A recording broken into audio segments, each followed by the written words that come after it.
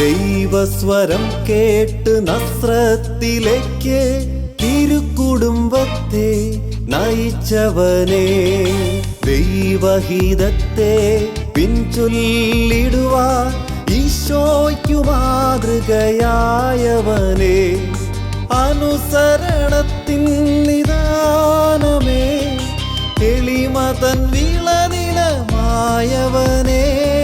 സർവേശനേകിയ ദർശനങ്ങൾ പൂർണ്ണമായി പാലിച്ച പുണ്യവാനേ,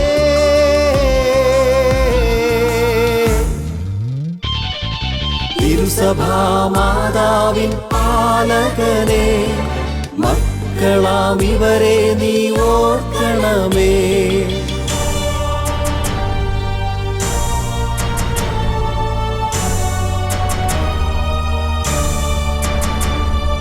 പാലകന്റെ പാധേയം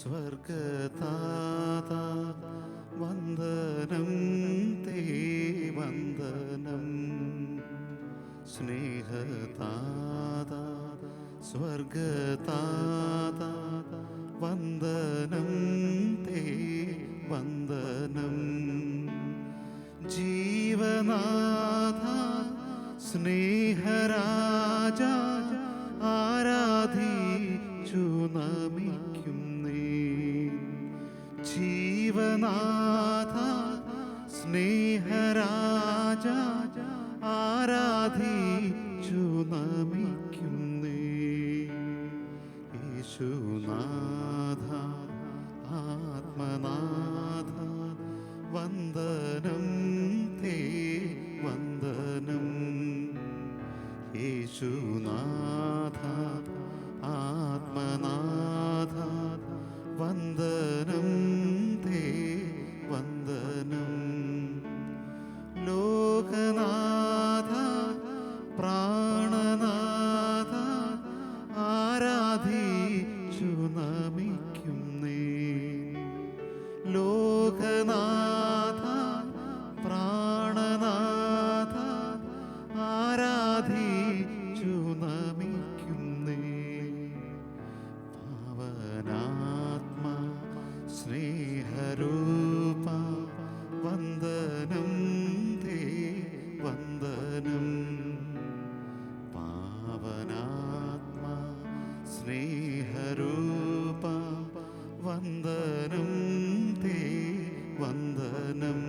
ഓ ദിവ്യകാരുണ്യ ഈശോയെ, അങ്ങയുടെ ഏറ്റവും പരിശുദ്ധമായ സാന്നിധ്യത്തിൽ ലോകത്തിൻ്റെ വിവിധങ്ങളായ ഭാഗങ്ങളിലായിരുന്നു കൊണ്ട് അങ്ങയെ ആരാധിക്കുവാനും മഹത്വപ്പെടുത്തുവാനുമായി ഞങ്ങൾ സ്നേഹത്തോടെ അണിചേരുന്നു. ഒരിക്കൽ കൂടി ഞങ്ങൾ പ്രഖ്യാപിക്കുന്നു, കർത്താവേ, ഞങ്ങൾ അങ്ങയുടേതാണ്, ഞങ്ങൾ അങ്ങയുടേത് മാത്രമാണ്. 116 സങ്കീർത്തനത്തിൽ സങ്കീർത്തകൻ ഇങ്ങനെ വിളിച്ചു പറഞ്ഞു, കർത്താവ് എനിക്ക് നൽകിയ അനുഗ്രഹങ്ങൾക്ക് പകരമായി ഞാൻ അവിടത്തേക്ക് എന്തു കൊടുക്കും? രക്ഷയുടെ പാനപാത്രം കരങ്ങളിൽ എടുത്തുകൊണ്ട് കർത്താവിൻ്റെ നാമത്തെ ഞാൻ പ്രകീർത്തിക്കും. അതേ ദൈവമേ, അങ്ങ് ഞങ്ങളുടെ മേൽ ചൊരിഞ്ഞ അനുഗ്രഹങ്ങൾക്ക് പകരമായി ഞങ്ങൾ അവിടത്തേക്ക് എന്ത് തരും? ദാവീദ് ഇങ്ങനെ ചിന്തിച്ചു, ആടുകളെ മേയിച്ച് നടന്ന, കാട്ടിലൂടെ നടന്ന എന്നെ നാട്ടിലെ രാജാവാക്കി മാറ്റി, പാപം ചെയ്ത എന്നെ പിടിച്ചുയർത്തി എൻ്റെ മകനിലൂടെ തകർക്കപ്പെട്ട ജെറുസലേം ദേവാലയം പുതുക്കിപ്പണിയാനുള്ള അവസരം നിയൊരുക്കി. നൂറ്റാണ്ടുകൾ കഴിഞ്ഞപ്പോൾ ദൈവപുത്രൻ ഈ മണ്ണിൽ അവതരിച്ചപ്പോൾ പോലും ദാവീദിൻ്റെ പുത്രൻ എന്നറിയപ്പെട്ടു. ദാവീദിൻ്റെ ഗോത്രത്തിൽ പിറന്ന ജോസഫിൻ്റെ അനുഗ്രഹീത മകനായി ഈശോ വളർന്നു വലുതായി. അതെ കർത്താവേ, നീ ചൊരിഞ്ഞ അനുഗ്രഹങ്ങൾക്ക് പകരമായി ഞങ്ങൾ അവിടത്തേക്ക് എന്ത് തരും? ദൈവം നമ്മുടെ മേൽ ചൊരിഞ്ഞ അനുഗ്രഹങ്ങളെ നമുക്ക് ഓർക്കാം. വീഴ്ചകളെക്കാളും ഇല്ലായ്മകളെക്കാളും തകർച്ചകളെക്കാളും അവൻ ചൊരിഞ്ഞ നന്മകൾക്കായി നന്ദി പറഞ്ഞ് നമുക്കവനെ ആരാധിക്കാം. ഓ തിരുവോസ്തി രൂപനായിരിക്കുന്നവനെ, ഞങ്ങളുടെ മുമ്പിൽ വാണരുളുന്ന കർത്താവേ, നിന്റെ മഹനീയമായ സാന്നിധ്യത്തിനായി നന്ദി പറയുന്നു. നീ ഞങ്ങളുടെ മേൽ ചൊരിഞ്ഞിരിക്കുന്ന അളവറ്റ നന്മകൾക്ക് തുറന്ന മനസ്സോടെ, തുറന്ന ഹൃദയത്തോടെ ഞങ്ങൾ അങ്ങേ ആരാധിക്കുന്നു കർത്താവേ. അങ്ങേ ഞങ്ങൾ മഹത്വപ്പെടുത്തുന്നു കർത്താവേ. ഒരുപക്ഷെ ഒരു കിടപ്പ് രോഗിയായിരിക്കാം, തളർന്ന മാനസികാവസ്ഥയിൽ കഴിയുന്നൊരു വ്യക്തിയായിരിക്കാം. നീ വല്ലാത്ത പ്രതിസന്ധികളോട് കൂടെ അതുമായി യുദ്ധം ചെയ്യുന്ന വ്യക്തിയായിരിക്കാം. ഒട്ടേറെ മാനസികമായി തകർന്നു പോയ വ്യക്തിയായിരിക്കാം. ഭവനത്തിൽ തനിയായതിൻ്റെ വേദനയിൽ കഴിയുന്ന വ്യക്തിയായിരിക്കാം. ഈ ദിവസം കർത്താവിനോട് നമുക്ക് പറയാം, ഓ കർത്താവേ, നീ ഞങ്ങളുടെ മേൽ ചൊരിഞ്ഞ അനുഗ്രഹങ്ങൾക്ക് പകരമായി ഞങ്ങൾ ഞങ്ങളുടെ കർത്താവിന് എന്തു കൊടുക്കും? അവൻ ചൊരിഞ്ഞ അനുഗ്രഹങ്ങളുമായി തുലനം ചെയ്യുമ്പോൾ ഞങ്ങളുടെ ജീവിതത്തിലുള്ള ക്ഷതങ്ങൾ എത്രയോ ചെറുതാണ്. കർത്താവിലേക്ക് കരങ്ങൾ ഉയർത്തി, ഹൃദയം ഉയർത്തിക്കൊണ്ട് ദാവീദിനോട് ചേർന്ന് നമുക്ക് ആരാധിക്കാം. നമ്മുടെ കർത്താവിനെ നമുക്ക് മഹത്വപ്പെടുത്താം. അതേ ദാവീദിന്റെ ഗോത്രത്തിൽ പിറന്നവനെ നമുക്ക് മഹത്വപ്പെടുത്താം. പ്രഭുകുമാരനെ നമുക്ക് മഹത്വപ്പെടുത്താം. നമ്മുടെ കർത്താവിനെ നമുക്ക് മഹത്വപ്പെടുത്താം. രാജാതിരാജനെ നമുക്ക് മഹത്വപ്പെടുത്താം. എല്ലാം നമുക്കായി നൽകിയ കർത്താവിനെ നമുക്ക് മഹത്വപ്പെടുത്താം. ജീവന്റെ കാരണമായ കർത്താവിനെ നമുക്ക് മഹത്വപ്പെടുത്താം. പാപങ്ങൾ മറച്ചു പിടിച്ച കർത്താവിനെ നമുക്ക് മഹത്വപ്പെടുത്താം. പാപങ്ങളിൽ നിന്ന് വിടുതൽ നൽകിയ കർത്താവിനെ നമുക്ക് മഹത്വപ്പെടുത്താം. ഓ ദൈവമേ, നൽകിയ ദാനങ്ങൾക്ക് ഞങ്ങൾ നന്ദി പറയുന്നു. ദൈവമേ ആരാധന, ദൈവമേ നന്ദി. കർത്താവ് നൽകിയ ദാനങ്ങൾക്ക് ഞങ്ങൾ നന്ദി പറയുന്നു. ഹൃദയം തുറന്ന് ഞങ്ങൾ നന്ദി പറയുന്നു. ദൈവമേ, ഈ അനുഗ്രഹീത ദിവസത്തിനായി നന്ദി പറയുന്നു. അനുഗ്രഹീത ദാസനായ യൗസേപ്പിനോട് ചേർന്ന് ഞങ്ങൾ നന്ദി പറയുന്നു. പരിശുദ്ധ മറിയത്തോട് ചേർന്ന് ഞങ്ങൾ നന്ദി പറയുന്നു. ആരാധന ദൈവമേ നന്ദി, ദൈവമേ നന്ദി, ദൈവമേ നന്ദി, ദൈവമേ നന്ദി, ദൈവമേ നന്ദി. കർത്താവിൻ്റെ മേൽ ചെയ്ത നന്മകൾക്കാ പകരം ഞാനെന്തു നൽകും? കർത്താവിൻ്റെ മേൽ ചെയ്ത നന്മകൾക്കാ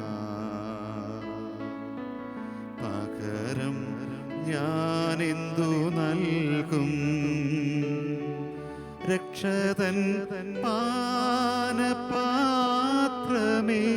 ഞാൻ ദിനവും അവിടുത്തെ വാഴ്ത്തിയിടും.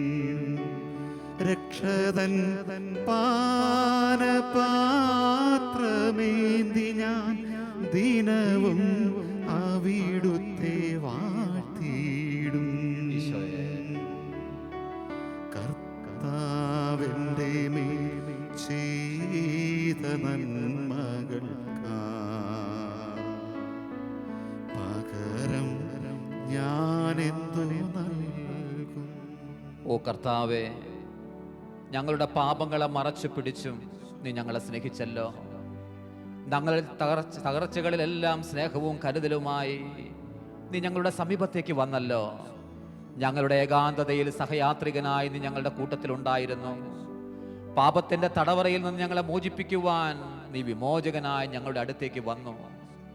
ഞങ്ങളുടെ വിപരീത ദിനങ്ങളെയെല്ലാം നീ അനുഗ്രഹത്തിന്റെ ദിനങ്ങളാക്കി മാറ്റി. ഏകാന്തതയുടെ സന്ധികളിൽ നീ ഞങ്ങൾക്ക് എന്നും എന്നും തണലായി കടന്നു വന്നു, വെളിച്ചമായി കടന്നു വന്നു. കഠിനമായ പീഡകളുടെ സമയത്ത് നീ ഞങ്ങളുടെ സമീപത്തുണ്ടായിരുന്നു. ഓ കർത്താവേ, നീ ചൊരിഞ്ഞ നന്മകൾക്ക് ഞങ്ങൾ നന്ദി പറയുന്നു. എണ്ണിയാൽ ഒടുങ്ങാത്ത നന്മകൾ കൊണ്ട് ഞങ്ങളുടെ ജീവിതത്തെ സമ്പന്നമാക്കിയ ഞങ്ങളുടെ കർത്താവിനെ ദാവീദിനോട് ചേർന്ന് ഞങ്ങളും പറയുന്നു, അതെ, രക്ഷയുടെ പാനപാത്രം കൈകളിൽ എടുത്തുകൊണ്ട് ഞങ്ങൾ ഓരോരുത്തരും കർത്താവിൻ്റെ നാമത്തെ പ്രകീർത്തിക്കും.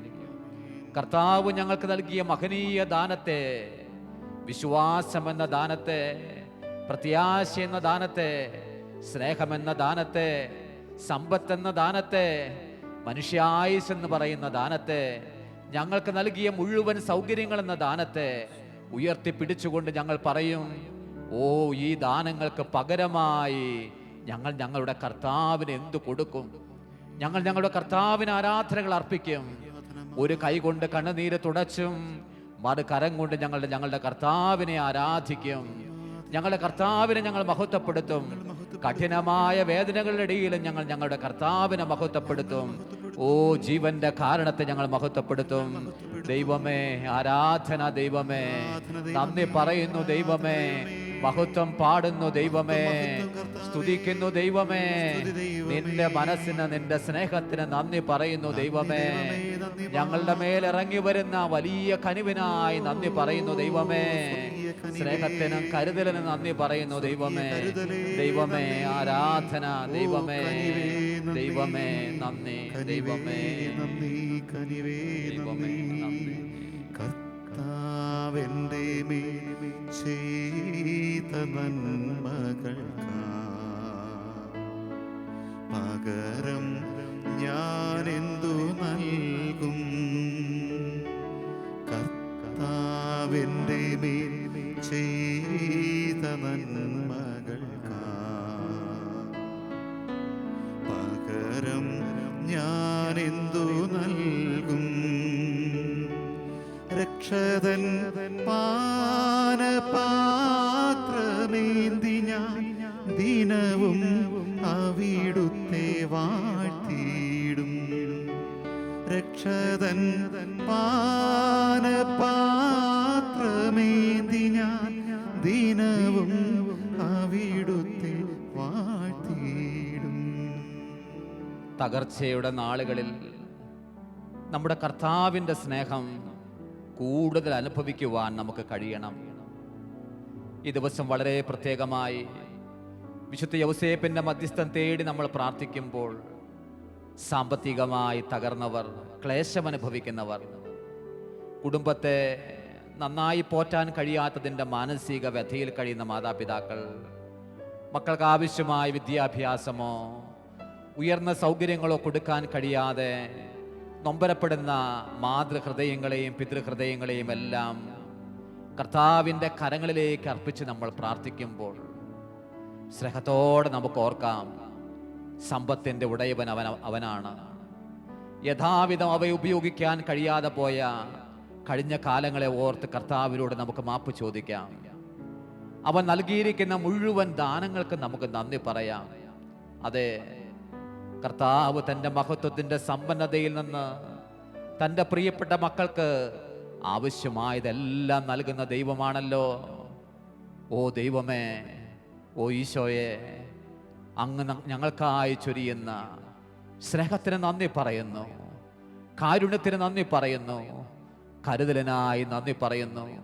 ഒരിക്കൽ കൂടി നമ്മുടെ മനസ്സും ഹൃദയവുമെല്ലാം ദിവ്യകാരുണ്യ യേശുവിലേക്ക് ഉയർത്തിപ്പിടിച്ചുകൊണ്ട് അമർത്തി കുലുക്കി എല്ലാം നൽകുന്ന നമ്മുടെ കർത്താവിൻ്റെ കരങ്ങളിലേക്ക് നമ്മുടെ പ്രാണനെ അർപ്പിച്ച്, നമ്മുടെ പ്രിയപ്പെട്ടവരെ അർപ്പിച്ച്, നമ്മുടെ സകല സൗകര്യങ്ങളും സമ്പത്തും എല്ലാം അർപ്പിച്ച് കർത്താവിനോട് പറയാം, ഓ ദൈവമേ, നൽകിയ ദാനങ്ങൾക്കെല്ലാം നന്ദി പറയുന്നു.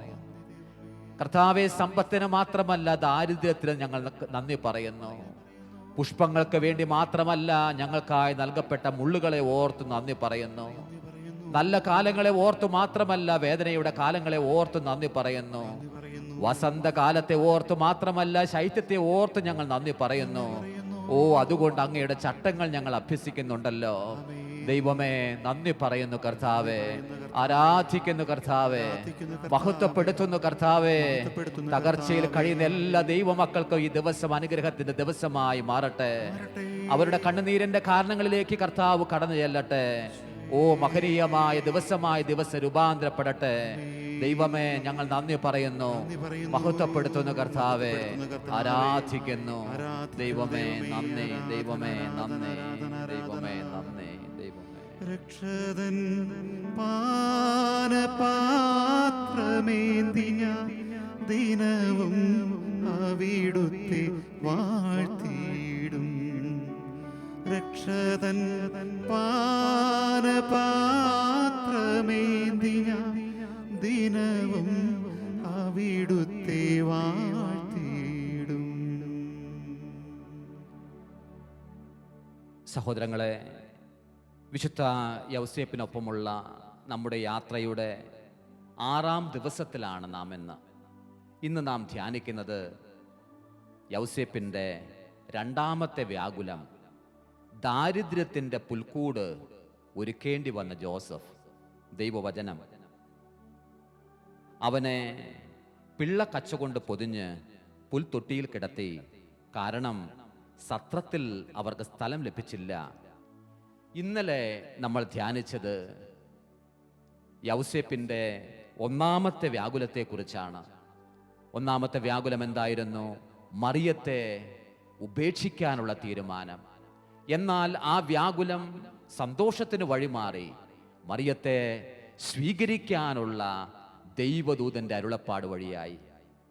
ഓരോ സന്താപവും സന്തോഷത്തിന് വഴിമാറുന്നതാണ് നമ്മൾ വായിക്കുന്നതും കാണുന്നതും ധ്യാനിക്കുന്നതും. ഈ ദിവസം ഇതാ ദാരിദ്ര്യത്തിൻ്റെ പുൽക്കൂട് ഒരുക്കേണ്ടി വന്ന യൗസേപ്പ്. അന്നവർ നസ്രത്തിലാണ്. നസ്രത്തിൽ ജോലിയിലെല്ലാം ഏർപ്പെട്ട് ഭാര്യയെ ശുശ്രൂഷിച്ച് പകലും മുഴുവൻ ജോലിയെടുത്ത് ജോസഫ് വരാനിരിക്കുന്ന ശിശുവിന് വേണ്ടിയിട്ടുള്ള ക്രമങ്ങൾ നടത്തുന്ന ദിവസങ്ങളാണ് അത്. നിങ്ങൾക്കറിയാമല്ലോ, ഒരു കുഞ്ഞ് ജനിക്കാൻ ഇടവരുന്ന നാളുകളിൽ മാതാപിതാക്കൾ എത്രയോ സ്വപ്നങ്ങളായിരിക്കും കുഞ്ഞുമായി കാണുന്നത്. ഒരമ്മയുടെയും ഒരപ്പൻ്റെയും ഹൃദയത്തിൽ ഒരു കുഞ്ഞ് പിറന്നതിന് ശേഷം മാത്രമേ ഈ ഭൂമിയിൽ ഒരു കുഞ്ഞ് പിറക്കാറുള്ളൂ. അതുകൊണ്ട് അല്ലെങ്കിൽ പിറക്കാൻ പാടുള്ളൂ. ഇവരുടെ ഹൃദയത്തിലും ഇവരുടെ ചിന്തയിലെല്ലാം ഈ കുഞ്ഞ് പിറന്നു കഴിഞ്ഞു, ഇനി ഭൂമിയിലേക്ക് വരാനേ ഉള്ളൂ. അതുകൊണ്ട് നമ്മൾ മാനുഷികമായി വസ്ത്രങ്ങൾ ഒരുക്കുന്നത് പോലെ നല്ല ഒരു പിള്ളത്തൊട്ടിലെല്ലാം ജോസഫ് രൂപപ്പെടുത്തിക്കൊണ്ടിരിക്കുകയാണ് ഈ കുഞ്ഞിന് വേണ്ടി. പിള്ളത്തൊട്ടിലിൻ്റെ ഓരോ ഭാഗവും ക്രമപ്പെടുത്തുന്ന നേരത്ത് ജോസഫിൻ്റെ ഉള്ളിൽ ഒട്ടേറെ സ്വപ്നങ്ങളാണ്. നമ്മൾ ഓർക്കണം, ഇത് സാധാരണ ഒരു കുഞ്ഞല്ല. സകല ജനത്തിനും വേണ്ടിയുള്ള സന്തോഷത്തിൻ്റെ സദ്വാർത്തയാണ് ഈ കൈകളിൽ വന്ന് പിറക്കാനായിട്ട് പോകുന്നത്. ഈ തൊട്ടിലിൽ ആട്ടി ഉറക്കാൻ പോകുന്നത് സകല ജനത്തിനും വേണ്ടിയുള്ള സന്തോഷത്തിൻ്റെ സദ്വാർത്തയാണ് എന്ന് നമ്മൾ ഓർക്കണം. അതുകൊണ്ട് മനോഹരമായി ഇത് ഒരുക്കിക്കൊണ്ടിരിക്കുന്ന സമയത്താണ് റോമൻ ചക്രവർത്തിയുടെ ഓർഡർ വരുന്നത്. ആ ഓർഡർ എങ്ങനെയാണ്? ലോകം മുഴുവനിലുമുള്ള എല്ലാ മനുഷ്യരും അവരുടെ പിതൃദേശങ്ങളിൽ ചെന്ന് പേരെഴുതിക്കണം. ദാവീദിന്റെ പട്ടണമായ ബെത്ലഹമാണ് ജോസഫിൻ്റേത്. അതുകൊണ്ട് നസ്രത്തിൽ നിന്ന് ബെത്ലഹമിലേക്ക് യാത്രയാകണം. മറിയത്തിൻ്റെ പ്രസവ സമയം ഏതാണ്ട് അടുത്ത മാസങ്ങളാണ്, അടുത്ത ദിവസങ്ങളാണ്. അതുകൊണ്ട് ജോസഫ് വല്ലാതെ വിഷമിച്ചു. പക്ഷേ ദൈവം പറയുന്ന വാക്കിന് മറുതലിപ്പില്ലാതെ, മറ്റൊരു ചിന്തയില്ലാതെ പ്രതികരിക്കുന്ന ഒരാളാണ് ജോസഫ് എന്നുള്ളത് കൊണ്ട് മറ്റൊന്നും ചിന്തിച്ചില്ല. മറിയവുമായി യാത്രയാവുകയാണ്. ഒട്ടേറെ വിഷമമുണ്ട്. കാരണം പേരെഴുതിക്കാനായി പോകുന്ന സമയത്ത് എന്തുമാത്രം ദുസ്സഹമായ യാത്രയാണ് ഈ യാത്ര. പോകുമ്പോൾ പരിഹാസത്തോടു കൂടി ചിലർ പറയുന്നുണ്ട്, ഈ മനുഷ്യൻ എന്തൊരു ദുഷ്ടനാണ്, നിറവയറുമുള്ള ഭാര്യയെ ഈ കഴുതയുടെ പുറത്തിരുത്തിക്കൊണ്ട് ഇവൻ കൊണ്ടുപോവുകയാണല്ലോ, അവളെ വീട്ടിലിരുത്തിയാൽ പോരെ, അവൾ ഈ ദേശക്കാരി അല്ലല്ലോ, ഇതൊക്കെ പറയുന്നുണ്ട്. പക്ഷേ ജോസഫ് മിണ്ടുന്നില്ല. കാരണം ജോസഫിന് മിണ്ടാൻ അവകാശമില്ല. സകല ജനത്തിനും വേണ്ടിയുള്ള സന്തോഷത്തിന്റെ സദ്വാർത്തയായ ഉണ്ണിയേശുവാണ് മറിയത്തിന്റെ ഉദരത്തിലെന്ന് പറയാൻ അവൻ അവകാശമില്ല. അല്ലെങ്കിൽ ദൈവം അനുവാദം കൊടുത്തിട്ടില്ല. അതുകൊണ്ട് അതൊന്നും പറയുന്നില്ല. മുഴുവൻ പരിഹാസവും സ്വീകരിച്ചുകൊണ്ട് പോകുന്ന സമയത്ത് ജോസഫിന്റെ ഉള്ളിൽ ഒറ്റ പ്രാർത്ഥനയേ ഉള്ളൂ, ദൈവമേ കനിവുണ്ടാകണം. മടങ്ങി ഞാൻ വീട്ടിലേക്ക് വന്നതിന് ശേഷം മാത്രമേ അവൾ പ്രസവിക്കാവൂ. ഇത് മാത്രമേ ജോസഫിന്റെ മനസ്സിലൊരു പ്രാർത്ഥനയായിട്ടുള്ളൂ. മടങ്ങി എൻ്റെ ഭവനത്തിലേക്ക് വന്നതിന് ശേഷം, നസ്രത്തിലേക്ക് എത്തിയതിന് ശേഷം മാത്രമേ കുഞ്ഞ് പ്രസവിക്കാവൂ. പക്ഷേ നമ്മൾ കാണുന്നത് ഇങ്ങനെയാണ്, വായിക്കുന്നത് ലൂക്കായുടെ സുവിശേഷത്തിൽ വായിക്കുന്നത് ഇങ്ങനെയാണ്. അവർ ബെത്ലഹേമിലെ പട്ടണത്തിലേക്ക് എത്തിയപ്പോഴത്തേനും അവൾക്ക് പ്രസവ സമയമെടുത്തു. പ്രസവ സമയം അടുത്തപ്പോൾ എവിടെയെങ്കിലും പ്രസവിക്കാനുള്ള സൗകര്യങ്ങൾ ചെയ്തു കൊടുക്കണം. പക്ഷേ യാതൊരു വഴിയുമില്ല. അങ്ങനെ ഇരിക്കെയാണ് അവിടെ സത്രങ്ങളുണ്ട്. പ്രത്യേകിച്ചും അന്ന് സത്രങ്ങളിൽ, ഒരേ സത്രത്തിൽ പലർ ഒരുമിച്ച് താമസിക്കുന്ന ചുറ്റുപാടുകളാണുള്ളത്. പല സത്രങ്ങളിൽ ചെന്ന് സ്ഥലത്തിന് വേണ്ടി ഇടം തേടി. പക്ഷെ നിറവയറുള്ള മറിയത്തെയും ജോസഫിനെയും സ്വീകരിക്കാൻ അവർ തയ്യാറായില്ല. ഒരു പക്ഷേ അവർക്ക് ബാധ്യതയായേക്കുമോ എന്ന് കരുതിക്കൊണ്ടാണോ എന്തുകൊണ്ടോ അവർ വാതിലുകളെല്ലാം കൊട്ടിയടച്ചു. ഈ സമയത്താണ് ജോസഫ്, ബെത്ലഹേം പട്ടണത്തെക്കുറിച്ച് അറിവുണ്ടായിരുന്ന ജോസഫ് ഇങ്ങനെ ചിന്തിക്കുന്നത്. അങ്ങ് അകലെ ഒരു ഗുഹയുണ്ട്, കാലികൾക്ക് വേണ്ടിയിട്ടുള്ളൊരു ഗുഹയുണ്ട്. ആ ഗുഹയിലേക്ക് മറിയവുമായി പോകാം. ആ ഗുഹയെ ലക്ഷ്യമാക്കിക്കൊണ്ട് ജോസഫ് പോവുകയാണ്. ഹൃദയത്തിൽ ഒരുപാട് വേദനയുണ്ട്. ഓ ദൈവമേ, ഒറ്റ കാര്യമേ ഞാൻ നിന്നോട് ചോദിച്ചുള്ളൂ, തിരിച്ചു മടങ്ങി ചെന്നിട്ട് വേണം അവൾ പ്രസവിക്കാനെന്ന്. പക്ഷേ നാടോടികളെ പോലെ, നമ്മുടെ നാട്ടിൽ കാണുന്ന നാടോടികളായ സ്ത്രീകളെയും പുരുഷന്മാരെ പോലെയുമാണ് ഇതാ പാണ്ഡവുമായി അവർ പോവുകയാണ് അങ്ങ് അകലെയുള്ള ഗുഹയെ ലക്ഷ്യമാക്കിക്കൊണ്ട്. അവിടെ ചെന്നു അവൾ പ്രസവിക്കുന്നു. നമ്മൾ ഓർക്കണം, അവൾ പ്രസവിച്ച് വീണത് ജോസഫ് എന്ന് പറയുന്ന കത്തിയെരിഞ്ഞ കനലിൻ്റെ മുകളിലാണ്. വെന്ത് തീർന്ന ചോറിന് കീഴെ കത്തിയെരിഞ്ഞ കനലുണ്ടെന്ന് നമ്മൾ കേട്ടിട്ടില്ലേ? വെന്ത് തീർന്ന ചോറിന് കീഴെ കത്തിയെരിഞ്ഞ കനലുണ്ട്. ബെത്ലഹേം എന്ന് പറയുന്ന വാക്കിന്റെ അർത്ഥം അപ്പത്തിന്റെ ഭവനമെന്നാണ്. ഈ അപ്പമായ യേശു പിറന്നു വീണത് എവിടെയാണ്? വെറുതെ ഒരു പുൽത്തൊട്ടിലല്ല, മറിച്ച് മറിയവും ജോസഫും എന്നുള്ള മാതാപിതാക്കളുടെ കത്തിയെരിഞ്ഞ കനലിന്റെ മുകളിലാണ് ഉണ്ണി യേശു. അപ്പം, ചുട്ടെടുക്കപ്പെട്ട അപ്പം, മാനവരാശിക്ക് മുഴുവൻ നിത്യജീവന്റെ ഭോജനമാകേണ്ട അപ്പം പിറന്നു വീണത് എന്ന് നമ്മൾ ഓർക്കണം. എന്നെ കേൾക്കുന്ന സഹോദരങ്ങളെ, ഒരപ്പൻ്റെയും ഒരമ്മയുടെയും ഏറ്റവും വലിയ ദുഃഖം ഒരു പക്ഷേ ഇതായിരിക്കും, മക്കളെ നന്നായി വളർത്താൻ കഴിഞ്ഞില്ല. ഒരു പക്ഷേ ഒരു ദൈവ ശുശ്രൂഷകനായ ഒരു വ്യക്തിയായിരുന്നു നീ എങ്കിൽ നീ ഇങ്ങനെ ചിന്തിക്കുന്നുണ്ടായിരിക്കും, നന്നായി ഞാൻ പാടി, നന്നായി ഞാൻ പ്രാർത്ഥിച്ചു, നന്നായി ഞാൻ പ്രസംഗിച്ചു, പക്ഷേ എൻ്റെ വരുന്ന തലമുറയ്ക്ക് വേണ്ടി ഒന്നും സമാഹരിക്കാൻ എനിക്ക് കഴിഞ്ഞില്ലല്ലോ. ഈ ദിവസം ഓർക്കണം ജോസഫിനെ. അന്ന് വാതിലുകൾ കൊട്ടിയടക്കപ്പെട്ടുവെങ്കിലും, അവനെ എല്ലാവരും തിരസ്കരിച്ചുവെങ്കിലും, ഒടുക്കം തിരസ്കരിച്ചവരെല്ലാം ഉണ്ണിയെ തേടി ആ ഗുഹയിലേക്ക് എത്തി. ഉണ്ണിയെ തേടി ആ കാലിത്തൊഴുത്തിലേക്ക് എത്തി. കാരണം ആകാശം അടക്കുകളെ ഭേദിച്ചുകൊണ്ട് ദൈവദൂതന്മാർ പറഞ്ഞു, സകല ജനത്തിനും വേണ്ടിയുള്ള സന്തോഷത്തിന്റെ സദ്വാർത്ത ബെത്ലഹേമിലെ കാലിത്തൊഴുത്തിൽ പിറന്നിരിക്കുന്നുവെന്ന്. സത്രങ്ങളുടെ പോലും വാതിലുകൾ തുറന്നുകൊണ്ട് മനുഷ്യർ ഓടിപ്പോയിട്ടുണ്ടായിരിക്കും.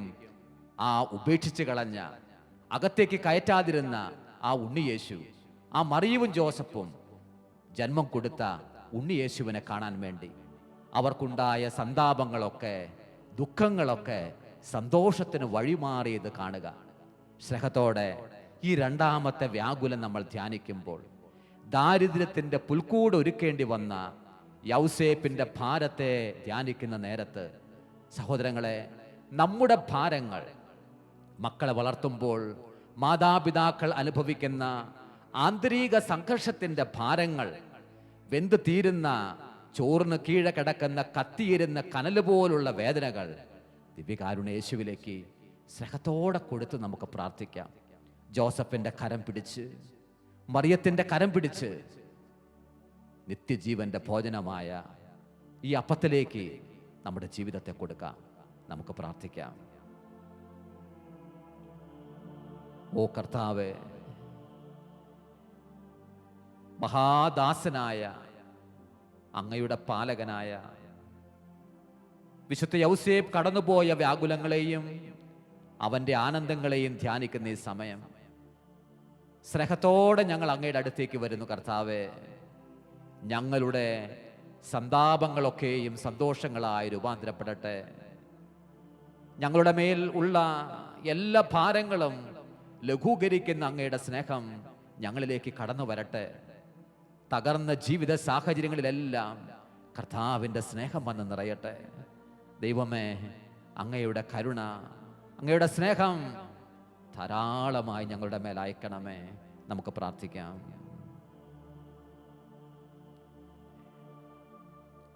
പരിശുദ്ധ കന്യകാമറിയത്തിൻ്റെ ഏറ്റവും പരിശുദ്ധ ഭർത്താവായ യൗസേപ്പിതാവേ, അങ്ങേ സഹായം തേടി അങ്ങേ മാധ്യസ്ഥം അപേക്ഷിച്ചവരിൽ ഒരാളെപ്പോലും ഉപേക്ഷിച്ചതായി കേൾക്കപ്പെട്ടിട്ടില്ല എന്ന് നീ ഓർക്കണമേ.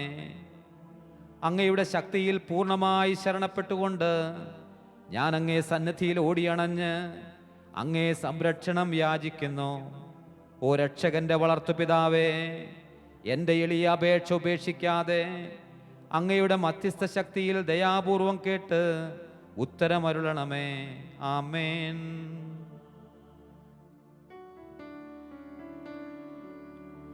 ദാവീദിൻ ഗോത്രജനേ, നിർമ്മല നീരീതൻ വല്ലഭനേ,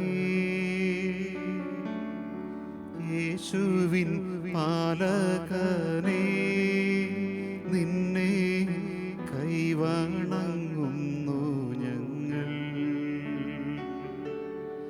ഇല്ലായ്മകൾ സഹിച്ച ദൈവത്തിൽ സമ്പന്നനായവനേ,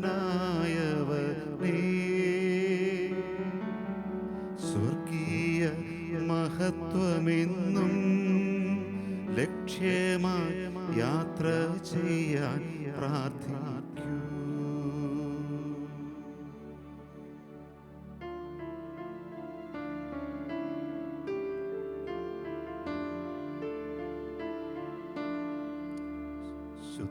ശുദ്ധമാതാവിൻ വിരക്ത ഭർത്താവേ, ഞങ്ങൾക്കായി പ്രാർത്ഥിക്കണേ.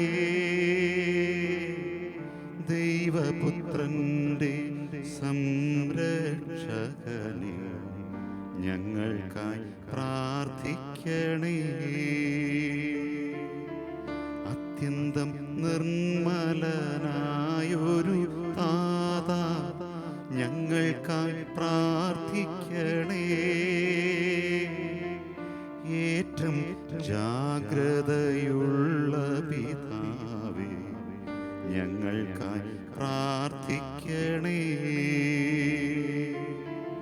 എത്രയും ശക്തനാം മാർയൗസേപ്പേ, ഞങ്ങൾക്കായി പ്രാർത്ഥിക്കണേ. അനുസരണം ബലിയാക്കിയ താതാ, ഞങ്ങൾക്കായി പ്രാർത്ഥിക്കണേ. ദാരിദ്ര്യത്തെ പുൽകിയ താതാ, ഞങ്ങൾക്കായി പ്രാർത്ഥിക്കണേ. തൊഴിലാളികളുടെ മാതൃകയെ നീ ഞങ്ങൾക്കായി പ്രാർത്ഥിക്കണേ. ലോകപാപം ഹനിക്കും ദിവ്യമേഷമേ, പാപങ്ങൾ പൊറുക്കണമേ. ലോകപാപം ഹനിക്കും ദിവ്യമേഷമേ, പ്രാർത്ഥന കേൾക്കണമേ. ലോകപാപം ഹനിക്കും ദിവ്യമേഷമേ, ഞങ്ങളെ അനുഗ്രഹിക്കൂ. താതനും സുതനും പരിശുദ്ധാത്മനും സ്തുതിയുണ്ടായിടട്ടെ. കർത്താവായ ഈശോയെ, അങ്ങയുടെ ഏറ്റവും പരിശുദ്ധയായ മാതാവിൻ്റെ വിരക്ത ഭർത്താവായ വിശുദ്ധ യൗസേപ്പിൻ്റെ യോഗ്യതകളാൽ ഞങ്ങൾക്ക് സ്വയം പ്രാപിക്കുവാൻ കഴിയാത്ത കൃപകൾ അങ്ങേയറ്റം അനുഗ്രഹിക്കപ്പെട്ട ഈ പുണ്യപിതാവിൻ്റെ മധ്യസ്ഥത്തിലൂടെ പ്രാപിക്കുവാൻ ഞങ്ങൾക്കിടയാക്കണമേ എന്ന് താഴ്മയോടെ ഞങ്ങൾ യാചിക്കുന്നു. നിത്യം പിതാവും പുത്രനും പരിശുദ്ധാത്മാവുമായ സർവേശ്വര എന്നേക്കും ആമേൻ.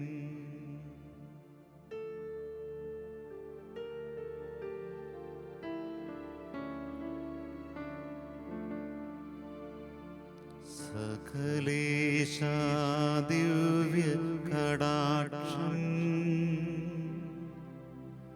തൂകണമേ വത്സലസുതരിൽ.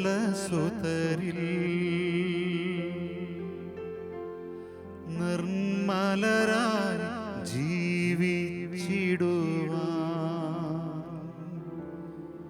ചിന്തണമേ ദിവ്യവരങ്ങൾ നിർമ്മലരായി ജീവിച്ചിടുവാൻ